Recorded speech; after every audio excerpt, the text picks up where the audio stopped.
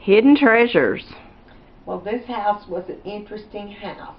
When you came in the front door, it had side lights, and it was a very grand entry hall.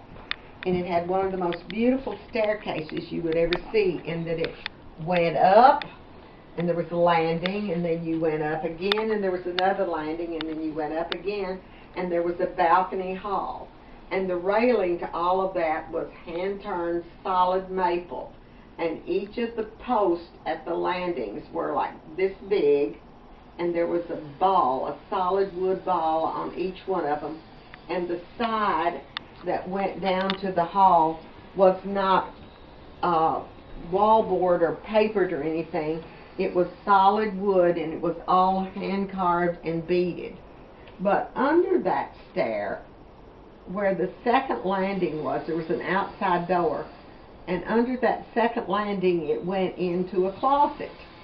But the interesting thing was that the closet turned and went all the way back, and Mother had a lot of stuff hidden under there that I didn't even know was there.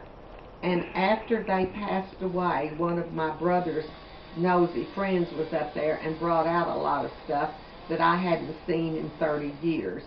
And I got some of it, but most of it was stolen or sold to antique dealers.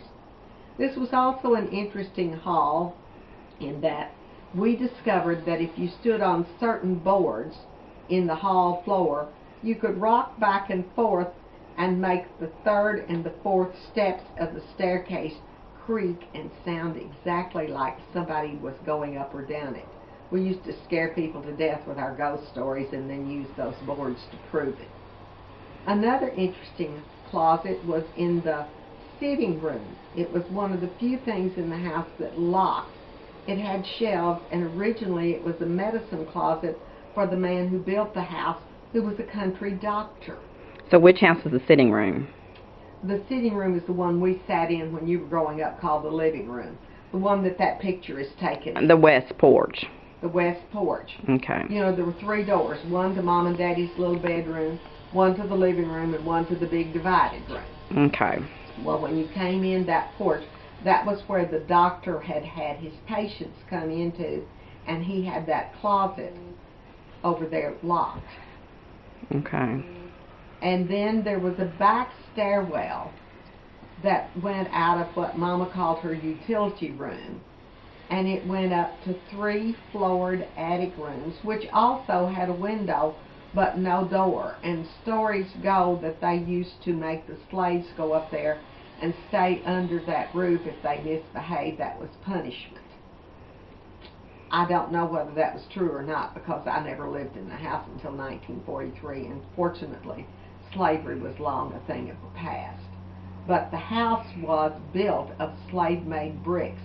They were fired in a kiln across the street up on the farm that belonged to the Wymans when I was a child, and they were made right there. The house itself had walls that were 3 bricks thick, and every room went all the way to bedrock. There was no way to crawl under the house except through a trap door, and several of the rooms in the house had trap doors.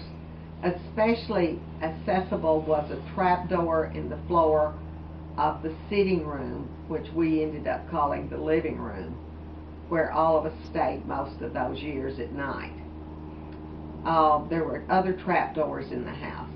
The interesting part of the house is that the front part of the house is not infested with termites, although much of the rest of the house is. The front of the house was floored with cypress, which is impervious to termites. And those floors are just as good as they were when they were built in 1853.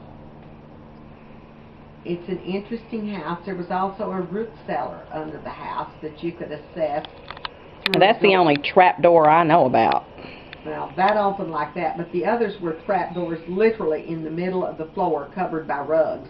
You had to take up the rug to know they were there. But there were trap doors that you could get under there.